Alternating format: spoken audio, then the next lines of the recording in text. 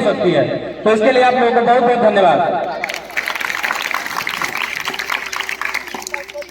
सबसे पहले मैं गुरुओं की आराधना करूंगा।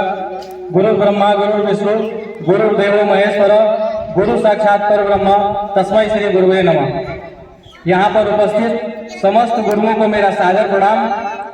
इस कार्यक्रम की अध्यक्षता कर रहे आदरणीय श्री पांडे सर, संचालन कर रहे श्री मुकेश सर, और इस कार्यक्रम के मुख्य अतिथि महोदय Shrimati Nirmala ma'am, Shri Tiwari sir, Shri Trigunanand sir, Shri Gaurav sir, Shri Sandeep sir, Shri Sumit sir, Avinash sir और छात्राध्यापिका पुष्पा जी, तथा साथ में ही यहाँ उपस्थित रसोईयागण एवं आंगनबाड़ी कार्यकर्त्री।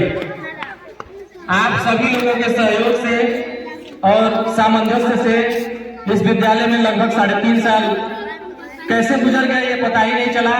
और इन दिनों को मैं ऐसे सहेज के रखा हूँ कि जब किसी ऐसी स्थिति में जाता हूँ कि जैसे मनुष्य का दिमाग है, कभी खुशी में रहता है, कभी गम में रहता है, लेकिन कभी भी थोड़ा सा मार्ग विचलित होता है तो मैं यहाँ की यादें देख लेता हूँ और पूरी तरीके से फिर मेरे अंदर प्रसन्नता आ जाती है कि यहाँ का जो माहौल था, यहाँ का जो एनवायरमेंट बन चुका था, वो शायद हमको तो नहीं लगता है वो मेरे आगे के नौकरी पीरियड में कहीं देखने को मिलेगा, क्योंकि मैं विद्यालय छोड़े 10 महीना होने जा रहा है, 10 महीना हो गया लगभग। और ये कार्यक्रम तो और पहले ही हो गया होता, चूंकि उपस्थिति को लेके और कोऑर्डिनेशन नहीं बन पा रहा था।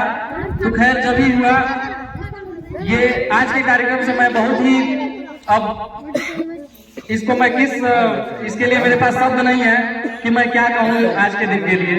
और सबसे पहले जब मैं आया यहाँ पर 17 अक्टूबर 2020 को मेरी नियुक्ति हुई, उस समय मैं पुलिस का ट्रेनिंग कर रहा था गाजीपुर में। और उससे पहले जब पता चला तो मैं ट्रेनिंग छोड़ के रेजिग्नेशन देकर और वापस आया, काउंसलिंग कराया और शिक्षक पद पे ज्वाइन किया। ज्वाइन करने के 15 दिन के बाद लगभग 2 नवंबर 2020 को इस विद्यालय में मेरा पहला दिन था। और पहले ही दिन आने के बाद मेरे घर से ये विद्यालय लगभग 70 किलोमीटर है। ऐसा लगा ही नहीं कि जब मैं देखा अपना स्कूल की, मेरे घर से स्कूल की दूरी लगभग 70 किलोमीटर है। कैसे रहूंगा, कैसे जाऊंगा, क्या करूंगा वहाँ पे, कैसे लोग मिलेंगे, कैसे अध्यापक मिलेंगे, बच्चे कैसे मिलेंगे। हालांकि वो उस समय कोरोना की स्थिति थी तो अभी उस समय बच्चे नहीं आ रहे थे, लेकिन फिर भी किसी सहयोगियों का बहुत बड़ा योगदान होता है। और यहाँ पे आने के बाद जो सहयोगी प्रधानाध्यापक एवं सभी समस्त शिक्षकगण के द्वारा जो प्रेम और स्नेह मिला, उसके लिए मेरे पास शब्द ही नहीं है कि मैं किस प्रकार से उसकी प्रशंसा करूं। और वो श्रेय के लिए मैं हमेशा आभारी रहूंगा। ऐसा आप लोगों ने लगने नहीं दिया कि मैं घर से इतना दूर हूं, एकदम पारिवारिक माहौल जैसा स्थिति था। और मैं से अपने घर से जाता हूं शिक्षण कार्य करने, और यहाँ मैं लगभग 3.5 साल रहा। लेकिन इन दोनों पीरियड को देखा जाए तो मैं यहाँ ज्यादा खुश था, क्योंकि यहाँ ऐसा माहौल बन गया था कि ऐसा लगता ही नहीं था कि नौकरी भी कोई चीज है। मतलब एकदम हंसते हंसते आना, बच्चों को पढ़ाना और पढ़ाने का फीडबैक आप लोगों के सामने है। इसके बाद से अपने घर जाना। तो उस समय तो सप्ताह में 1 दिन जाना होता था, लेकिन बाद में चूंकि सबको अपना घर प्यारा होता है। आप लोग भी छुट्टी के बाद सबसे पहले क्या देखते हैं? छुट्टी होता है तो क्या नजर आता है? घर नजर आता है। तो इसी प्रकार से हम लोगों को भी अपना घर याद आता था। तो संदीप सर थे मेरे ब्लॉक में और मैं उनके ब्लॉक में था, तो घर तो 1 दिन जाना ही था, चाहे आज जाते चाहे 2 साल 4 साल बाद जाते। लेकिन ये सब तो शासन के ऊपर है, जब चाहेगा तो होगा। तो उसमें एक प्रक्रिया आई और उसमें मेरा ट्रांसफर हुआ। तो वहां से जाने के बाद कुछ दिन तो वहाँ सामंजस्य करने में बहुत कठिनाई महसूस हो रही थी, क्योंकि वहाँ 2 ही लोग हैं, वहाँ 2 शिक्षक हैं मात्र, और स्कूल तो प्राइमरी है, लेकिन और बच्चे भी इतने नहीं हैं, बच्चे भी कम हैं। और चूंकि आधार और ये सारी चीजें लगने की वजह से बच्चे तो हर जगह कम हो गए हैं।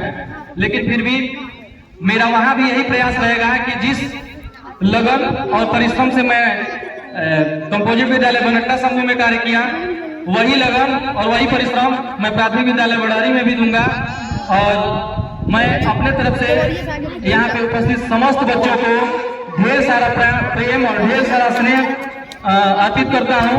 आप लोग जहाँ भी जाइए उन्नति करिए और यहाँ भी जो पढ़ाया जाता है आप लोग ऐसे ही मन से पढ़ते आगे बढ़ते जाइए, क्योंकि परिवर्तन प्रकृति का नियम है, उसको कोई रोक नहीं सकता है।